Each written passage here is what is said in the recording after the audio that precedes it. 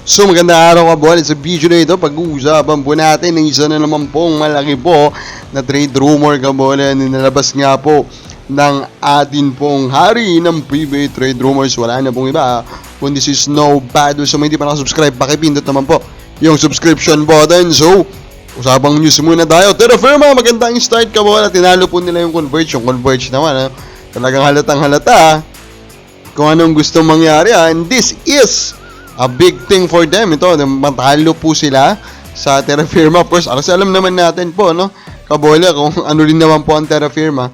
Pero ang isang maganda lang kita lang dito, nagpakitang gilas sa si Holt. Baka ito na talaga yung true form nitong si Stephen Holt at magpapakitang gilas na natin siya.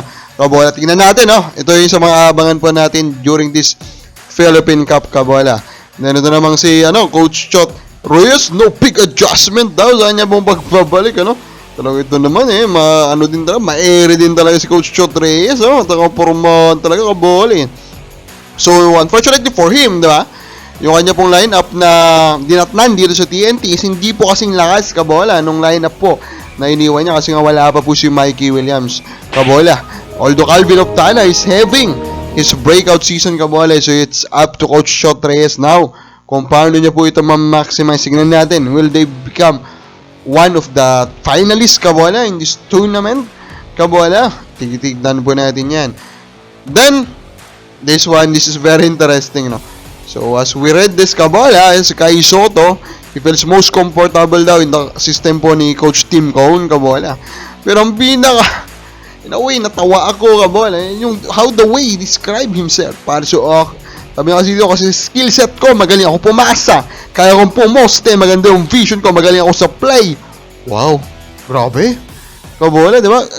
Grabe. Galing mismo sa kanya yan, as per this news article of Spin, Kabola, para namang grabe, di ba? Kapag babasahin mo, ano ka, next Victor Wembanyama? Ganyan ba, kabola?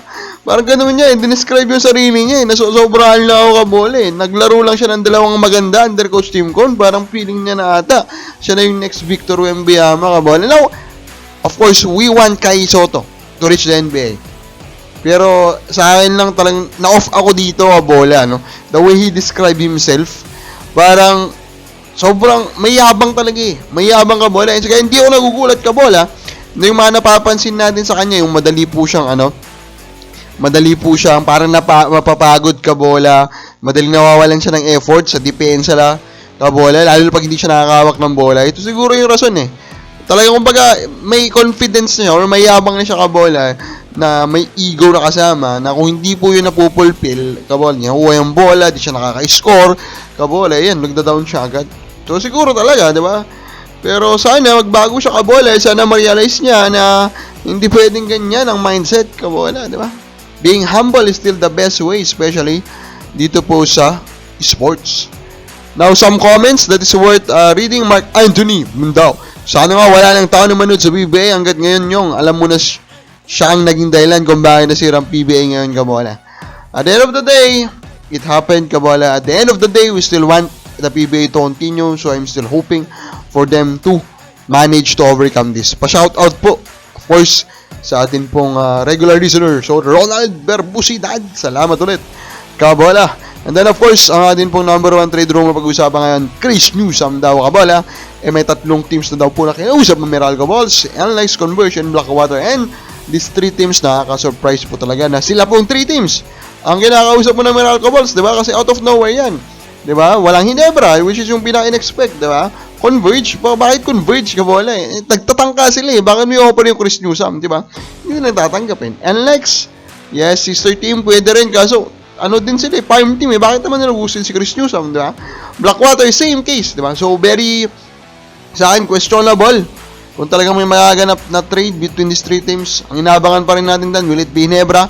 Pero ang pinagusto pa rin natin kabola is for him to remain sa Meralco kabola for the parity of the league. O, babala sa palagay mo, matatrade niya kaya si Chris Newsome? Comment na po sa baba.